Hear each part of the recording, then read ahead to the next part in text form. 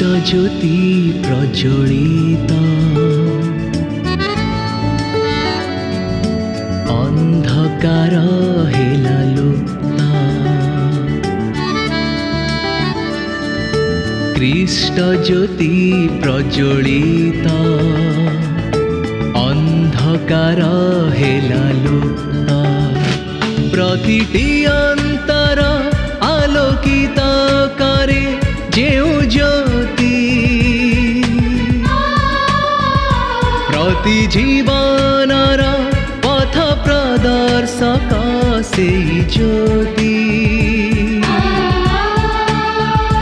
से जे सारा जगतर ज्योति कृष्ण ज्योति से ही सत्य ज्योति सत्य ज्योति सत्य ज्योति सत्य ज्योति सत्य ज्योति।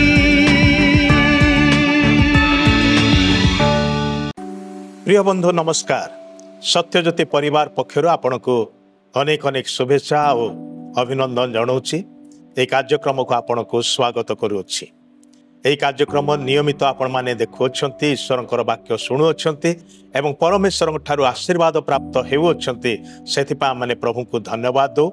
ପୁଣି ବିଶେଷ ଭାବରେ ଅନୁରୋଧ କରୁ ଏହି କାର୍ଯ୍ୟକ୍ରମ ସମ୍ପର୍କରେ ଅନ୍ୟମାନଙ୍କୁ ମଧ୍ୟ ସୂଚନା ଦିଅନ୍ତୁ, ସେମାନଙ୍କ ନିକଟରେ ଏହାର ଲିଙ୍କକୁ ସେୟାର କରନ୍ତୁ, ଯଦ୍ୱାରା କି ସେମାନେ ମଧ୍ୟ ଆଶୀର୍ବାଦ ପ୍ରାପ୍ତ ହେବେ। आम सांगे जोगाजोग करने चाहिए दि जाइथिबा नंबर रे आमको आज ही कॉल करंतु एवं आपणकर मतामत आमको दियंतु। पुणी किछि प्रार्थनार अनुरोध थिले ताहा मध्य जणैया पई भूलंतु नाही। तेबे आसंतु आमने आगु बढ़िया पूर्वरु ईश्वरक निकटवर्ती हवा प्रार्थना करिबा। प्रिय पिता तुमर धन्यवाद करुछु, तुमे आमको प्रेम करी ए सुंदर सुजोग आ अनुग्रह देइछ। आमने तुम चरण तले निज निजको समर्पण करुछु। आज तुम्हें जहाँ आम को कहवा चाहूच ताहा माने शुणा चाहूँ। प्रभु तुम्हें आम को कथा कह, कारण तुम वाक्य जीवन अच्छी, शक्ति अच्छी, अनुग्रह अच्छी, आशीर्वाद अच्छी। आमर चलापथ निमंते तुमर वाक्य ही आलोक अटे। से प्रार्थना करुछु तुमर वाक्य द्वारा आम को चालित कर, आमर जीवन को सजाड़ी दियो, आमर रोग व्याधि सब सुस्थ कर, आम को तुमर शांति रे परिपूर्ण कर। सबु भार तुमको देउछु। धन्यवाद दे यीशुक नाम रे ए प्रार्थना उत्सर्ग करुछु, आमेन। आपण केबे निजको अयोग्य मने करिसंते कि ओ मु एटा करि पारिबे नाही, एटा मोदे हेई पारिबो नाही? आज से प्रसंग उपर चिंता करिबा जेतेबेले आपण मने करंती निजको अयोग्य बोली। जड़े व्यक्ति विषय में आज आपन को कहवाई चाहे जे मध्य निजको अयोग्य बोली मन करुले। तांको पाखरे कौनसी साहस नाही, शक्ति नाही, परिस्थितिर सामना करने निमंते तांको पाखरे साहस नाही, लोकमान को सामना करिवार निमंते तांको पाखरे साहस नाही। ए प्रकार जड़े व्यक्ति आउ से बहु वर्ष तले बास करुले एवं से काल रे जेतेबेले इस्राएलीय लोक माने से माने प्रतिज्ञात देश रे अछंती, जो देश विषय सदाप्रभु परमेश्वर से मानको कहिथिले एवं से देश को से मानको आनिले, से माने ताहा अधिकार करी सेठारे बसवास कले। किंतु से देश रे रहिबा समय रे से माने ईश्वरंकर आज्ञार अबाध्य हेले, थरकु थर अबाध्य हेले, ईश्वरंक ठारू विमुख हेले। आउ सेथिपाई परमेश्वर कौन करथिले, सेमानकर शत्रु मान हस्तरे समर्पी देउथिले।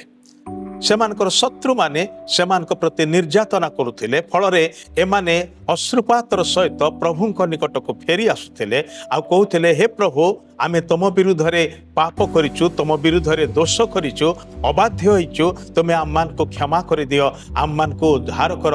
सेतेबेले परमेश्वर सेमानकर क्रंदन शुणुथिले एवं जने उद्धारकर्ता को उठाउथिले, जे कि सेमानकु शत्रु मानकर हस्तरु उद्धार करुथिले एवं सेमानक उपरे से प्रशासन करुथिले। सेथिपाई सेही समयर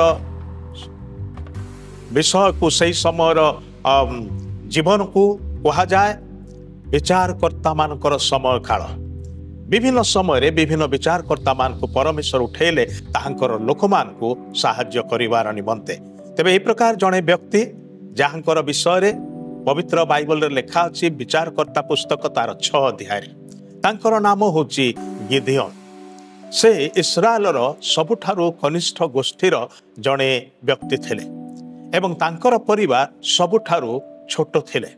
सेथिपाई से सबुबले निज विषय भाबुथिले जे मोर परिवार बड़ सान, मु सबुठारु कनिष्ठ परिवार मध्यरे अन्य माने सबु बड़ बड़ काम करिया पाई साहसी अटंती करि पारुछन्ते, मात्र मो दे खड़ा भी सीजीव ना। आ लोक माने होय तो तांको मध्य सही प्रकार भाबरे देखुथिले। बेले बेले प्रकार हुए ना आम मानकर जीवन रे मध्य कई आम मान को होय तो न्यून भाव रे देखंती, कियो बा आमे काहाकू से प्रकार न्यून भाव रे देखु कहू जे तो दे किछि हब नाही। बेले बेले बापा माँ से प्रकार आम मान को कहिबार आम माने सुनी थाओ। गिदियोन कर अवस्था मध्य से प्रकार ही थेला। होई पारे ताकर बापा माँ मध्य तांको कहूथिले जे गिदियोन तू केबे बड़ हबु, तू केबे साहसी हबु, केबे किछि करि पारिबु। पिता मातांकर गोटे एक्सपेक्टेशन थाए, गोटे आकांक्षा थाए, गोटे अपेक्षा थाए, गोटे आशा थाए निजर पिलामान ठारू। एवं अन्य समय मध्य भाई माने भौणी माने मध्य निजर भाई बा भौणी ठारू किछि अपेक्षा करती जे ए किछि करि पारिबो, किंतु ताहा जेतेबेले हुए नाही किंबा ताहा जणा पड़े नाही किछि से प्रकार हेबार, सेतेबेले लोक माने आमको न्यून दृष्टि रे देखिबाको आरंभ करंती। समाज रे लोक माने आम को न्यून दृष्टि रे देखिबाको आरंभ करंती। आम मानकर सांग पिला माने मध्य आम मान को थट्टा करिबाको लागंती। आ आमे निज विषय रे भाबो जे मु बड़ अयोग्य लोक, मो दे किछि हेई पारिबो नाही। निराशा हताशा चली आसे एवं कौनसी परिस्थितिर सामना करिया पाए आम माने सहजरे भयभीत हेई थाउ, साहस न थाए। गिदियोन से प्रकार जड़े व्यक्ति थिले एवं से समय मिदियोनीय माने जो माने कि एमानकर शत्रु थिले से माने ए लोक मान को हैरान करथिले।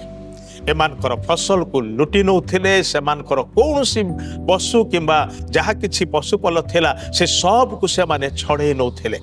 बंचिबार आशा से मानक पाई रहु नथिला। सेथिपाई लिखा जाए वाक्य जे इस्राएलिय लोक माने से माने घर द्वार छाड़ी पहाड़ पर्वत को जाइकी गुंफा मानकरे लुचिकी रहिले। कारण ए मिदियोनी माने दल दल हेकी आसंती एवं एमानकर सब जिनिस पत्र धन संपत्ति लुटी नहीं जाती, कहा कहा को मारी भी दियंती।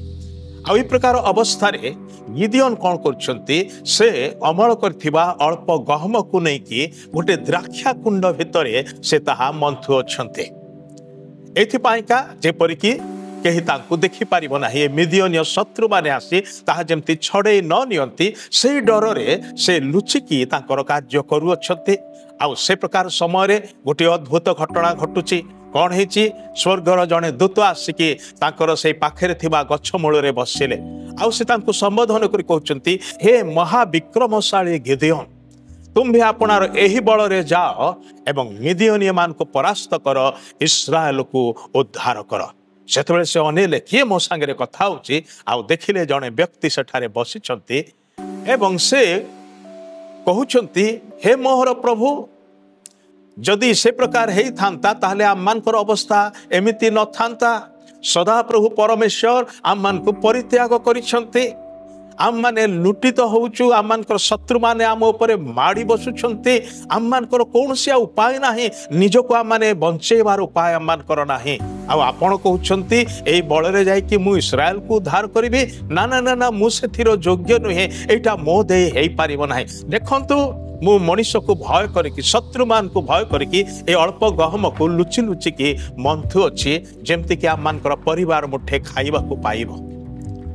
निजको बड़ न्यून दृष्टि रे देखिले, शक्तिहीन अवस्था रे देखिले किछि करि पारिबे से प्रकार आशा तांको ठारे नाही। सेही परि अवस्था रे सदा प्रभु परमेश्वर ताहांकु दर्शन दउछंती। भाई भणी माने मु आपनकु ए कथा कहिया पाई चाहे, जेबे भी आपनकर निज दृष्टि रे आपण निजको न्यून करंती बा न्यून अवस्था रे देखंती किंबा अन्य मानकर दृष्टि रे आपण न्यूनीकृत बोली कि मने करंती, सेही समय रे मने रखंतु स्वर्ग रे जणे ईश्वर अछंती ଅଛନ୍ତି ଯିଏକି ଆପଣଙ୍କ ପ୍ରତି ମନୋଯୋଗ କରନ୍ତି, ସେ ଆପଣଙ୍କୁ ପ୍ରେମ କରନ୍ତି, ଆଉ ସେ ଆପଣଙ୍କୁ ସାହସ ଦେବାକୁ ଚାହାନ୍ତି।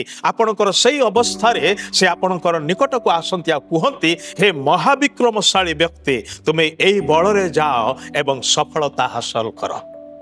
ଭାଇ ଭଉଣୀମାନେ, ଯେତେବେଳେ ସଦାପ୍ରଭୁ ପରମେଶ୍ୱର ଆମମାନଙ୍କୁ ଏ ଭରସାର ବାକ୍ୟ ଦିଅନ୍ତି, ତାହେଲେ ଆମେ କାହିଁକି ପରିସ୍ଥିତିର ଚାପରେ ପଡ଼ିକି ଚାପି ହେଇକି ରହିଥିବା? କୌଣସି ଆବଶ୍ୟକତା ନାହିଁ। ଆମମାନଙ୍କୁ ସେଥିରୁ ଉଠିବାକୁ ହବ, ଆମମାନଙ୍କୁ ଆଗକୁ ବଢ଼ିବାକୁ ହବ। କାରଣ ସ୍ୱର୍ଗ ଏବଂ ପୃଥିବୀର ସୃଷ୍ଟିକର୍ତ୍ତା ପରମେଶ୍ୱର, ସର୍ବଶକ୍ତିମାନ ପରମେଶ୍ୱର ଏ ସାହସଯୁକ୍ତ ବାକ୍ୟ ଆମମାନଙ୍କୁ କହୁଅଛନ୍ତି। ଆଜି ଆପଣ ଯଦି ସେ ପ୍ରକାର ଅବସ୍ଥାରେ ନିଜକୁ ଦେଖୁଛନ୍ତି ବା ଅନ୍ୟମାନେ ଆପଣଙ୍କୁ ସେପରି ଅବସ୍ଥାରେ ଦେଖୁଛନ୍ତି, ତାହେଲେ ନିରାଶ ହୁଅନ୍ତୁ ନାହିଁ, ହତାଶ ହୁଅନ୍ତୁ ନାହିଁ, ବିଫଳତା ବୋଲିକି ଭାବନ୍ତୁ ନାହିଁ। ଆପଣ ସେ ବିଫଳତାକୁ ଗୋଟିଏ ପାହାଚ ବୋଲି ଭାବନ୍ତୁ, ତା ଉପରେ ଚଢ଼ିକି ଉପର ପାହାଚକୁ ଚଢ଼ି ଯାଆନ୍ତୁ। କାରଣ ଈଶ୍ୱର କହୁଅଛନ୍ତି, ତୁମେ ଏଇ ବଳରେ ଯାଅ ଏବଂ ସଫଳତା ପ୍ରାପ୍ତ ହୁଅ। ସଫଳତା ଈଶ୍ୱରଙ୍କ ଠାରୁ ଆସେ। ବାକ୍ୟରେ ଲେଖା ଅଛି, ଏହା ପୂର୍ବ ଦିଗରୁ କିମ୍ବା ପଶ୍ଚିମ ଦିଗରୁ କିମ୍ବା ଦକ୍ଷିଣ ଦିଗରୁ ଆସେ ନାହିଁ। ସଫଳତା ସଦାପ୍ରଭୁଙ୍କ ଠାରୁ ଆସେ। ସେ ଆମମାନଙ୍କୁ ନିର୍ମାଣ କରିଅଛନ୍ତି, ଆପଣା ସାଦୃଶ୍ୟ ପ୍ରତିମୂର୍ତ୍ତିରେ ନିର୍ମାଣ କରିଅଛନ୍ତି। କେବଳ ସେତିକି ହିଁ ନୁହେଁ, ଯେତେବେଳେ ଆମମାନେ ନିରୁପାୟ ଥିଲୁ, ନିଜକୁ ରକ୍ଷା କରିବାକୁ ପାରୁନଥିଲୁ, ଅସମର୍ଥ ଥିଲୁ, ପାପର ବନ୍ଧନରେ ବନ୍ଦୀ ଥିଲୁ, ଆମମାନେ ନରକ ଆଡ଼କୁ ଦୌଡ଼ୁଥିଲୁ, ଅନନ୍ତ ବିନାଶ ଆଡ଼କୁ ମୁହାଉଥିଲୁ, ସେ ପ୍ରକାର ସମୟରେ ଆମମାନଙ୍କର ନିରୁପାୟ ଅସହାୟ ଅବସ୍ଥାରେ ଈଶ୍ୱରଙ୍କ ପୁତ୍ର ପ୍ରଭୁ ଯୀଶୁ ଖ୍ରୀଷ୍ଟ ଆସିଲେ ଏବଂ ସେ ଆପଣାକୁ ବଳି ରୂପେ ଉତ୍ସର୍ଗ କଲେ। ତାଙ୍କର ରକ୍ତର ମୂଲ୍ୟ ଦେଇକି, ପ୍ରାଣର ମୂଲ୍ୟ ଦେଇକି ଆମମାନଙ୍କୁ କିଣିଲେ। ଆଉ ସେ କହୁଛନ୍ତି, ତୁମେ ମୋ ଠାରେ ଶକ୍ତିଯୁକ୍ତ ହବ।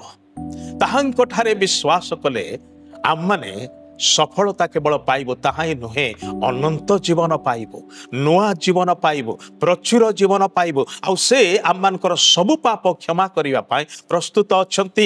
ଆଜି ବି ସେ ଅପେକ୍ଷା କରିଛନ୍ତି। ଆପଣ ଯଦି ତାହାଙ୍କ ଠାରେ ବିଶ୍ୱାସ କରିକି ତାହାଙ୍କ ନିକଟକୁ ଫେରି ଆସିବା, କହିବେ, ହେ ପ୍ରଭୁ, ମୋର ପାପ ସବୁରୁ ମୋତେ ଉଦ୍ଧାର କର।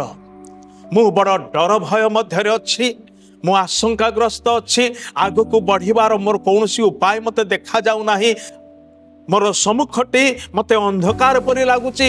ସେତେବେଳେ ସେ କହିବେ, ମୁଁ ତୁମର ଜ୍ୟୋତି ସ୍ୱରୂପ ପରମେଶ୍ୱର, ତୁମେ ମୋ ନାମରେ ଅଗ୍ରସର ହୁଅ। ଗିଦିଓନ ସେ ଆଶାର ବାଣୀକୁ ଶୁଣିଲେ, କିନ୍ତୁ ତାଙ୍କ ମନରେ ହଠାତ୍ ବିଶ୍ୱାସ ଆସିଲା ନାହିଁ।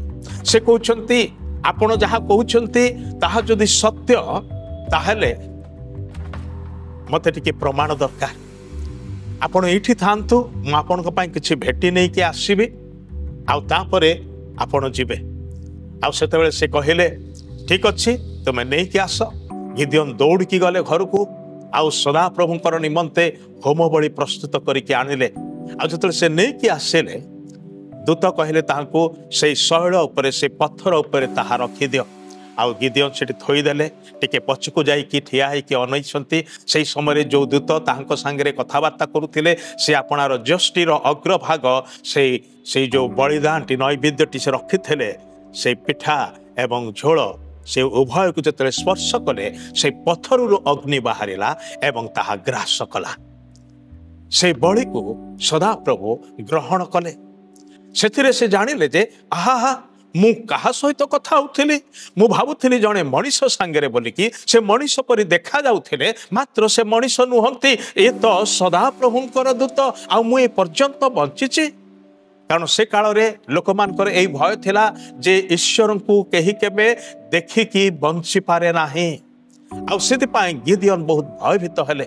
ମାତ୍ର ପରମେଶ୍ୱର ତାଙ୍କୁ କହିଲେ, ଗିଦିଓନ, ଭୟ କର ନାହିଁ, ସାହସ ଧର, ମୁଁ ତୁମ ସଙ୍ଗରେ ଅଛି, ମୁଁ ତୁମ ସଙ୍ଗରେ ରହିବି। ତୁମେ ଯିବ, ଏ ଶତ୍ରୁମାନଙ୍କୁ ପରାସ୍ତ କରିବ ଏବଂ ତୁମେ ଇସ୍ରାଏଲକୁ ବିଜୟ କରାଇବ, ଇସ୍ରାଏଲକୁ ତୁମେ ମୁକ୍ତ କରିବ, ତୁମେ ଇସ୍ରାଏଲର ନେତା ହବ। ହେଲେ ଗିଦିଓନ ପୂର୍ଣ୍ଣ ମାତ୍ରାରେ ବିଶ୍ୱାସ କରିବାକୁ ପାରୁନାହାନ୍ତି। ଦେଖନ୍ତୁ, ବେଳେବେଳେ ଆଶ୍ୱାସନାର କଥା, ଆଶା ଭରା କଥା, ଭରସାର କଥା, ନିଶ୍ଚୟର କଥା ଶୁଣିଲା ପରେ ମଧ୍ୟ ଆମ ମନରେ ସାହସ ଆସେ ନାହିଁ, ଆମେ ନିଶ୍ଚିତ ହେଇପାରୁନା। ତାର ମାନେ ହେଉଛି ନକାରାତ୍ମକ ପରିସ୍ଥିତି ଗୁଡ଼ିକର ଚାପ ଆମ ଜୀବନରେ ଏତେ ପ୍ରବଳ ଥାଏ भय आशंका डर अविश्वास एते परिमाण रे आमान को चापी पकई थाए जे भरोसार कथा शुणिला परे मध्य एवं अद्भुत घटना देखिला परे मध्य आममानकर विश्वास पाए नाही। गिदियोनकर ठीक सही परी अवस्था ही थिला। भाई भणी माने गिदियोन स्वर्गरु खसी पड़िथिबा जने विशेष व्यक्ति नथिले। से आममानक भली जने माटीर मनीष थिले। आममानक भली जने सुख दुख भोग करुथिबा जने मनीष थिले। किंतु ईश्वर ताहांको साहसर कथा कहिले। ईश्वर ताहांको विजयर कथा कहिले। ईश्वर ताहांको गोटे कार्यर भार दउछन्ते। तुमे तुमरो एही बळरे जाओ। जेतेबेले से निजको दुर्बल बोली मने करुछन्ते प्रभु कहउछन्ते तुम ठारे किछि बळ अछि आ तुमरो बळ को मु बढ़ेई देबा पई आसीछि। वाक्य रे लिखा अछि सदा प्रभु दुर्बल मानकर बळ बढ़ेई दियंती नई पड़िबा लोक मान को से उठांती। सही परमेश्वर से आपणकर एवं मोर परमेश्वर अटंती। आज आम मानकर ए पड़ी जाइथिबा अवस्था प्रति से दृष्टिपात करंती एवं से अवहेला करते नाही। से आममानकर परिस्थिति मध्य को आसंती। आमे जोठी अछु जो अवस्था रे अछु से सेठी के आसंती। आ से आममान को कहंती उठ मो तुम पाई किछि कार्य नहीं के आसीछि। तुमे सेही कार्य करिवो आ तुम ठारे जो बळ अछि से बळ को नहीं कि करिवो। आमे कहू हे प्रभु मो ठारे किछि ही बळ नाही। जहाँ किसी बड़ थिला ए सब नकारात्मक विषय ग्रास करिछि। मु एकदम दुर्बल अवस्था रे अछि। मु बड़ अयोग्य अवस्था रे अछि। किंतु परमेश्वर कहंती तुमे तुमर एही बळ रे जाई विजय हासिल करिवो सफलता पाइबो आ गोटे पहाच आगु को जीवो। भाई भणी माने ए भरोसार कथा आज विश्वासर सहित ग्रहण करंतु। कारण यह सदा प्रभुंकर वाक्य अटे। कौन मनुष्यर कपोल कल्पित कहानी नुहे। ईश्वर स्वयं से दिन जहाँ गिदियोन को कही से आपण को मते आज कहउछंती। तेबे आज आम माने ताहांकर ठारे विश्वास करिबा कि ताहांकर निकट को आसीबा कि एवं आममानकर नैवेद्य धन्यवाद र बळी ताहांको उत्सर्ग करिबा कि तांको कहिबा कि हे प्रभु मो तुमर कथा को ग्रहण करूछि। मो तुम ठारे विश्वास करूछि। मो तुम ठारे भरोसा रखुछि। तुमे जहाँ कहब मो ताहा मानिबी। मानिबा पाए प्रस्तुत हृदय आज प्रभु अपेक्षा करिसंती आपणक ठारू मो ठारू। गिदियोन से दिन निजको समर्पण कले किंतु आउ किछटा परीक्षा से नौछंती दृढ़ निश्चित हवार निमंते। किंतु से विषय रे आम माने परवर्ती आलोचना रे आलोचना करिबा। आज आम मानकर समय एठी सरी आसीছে।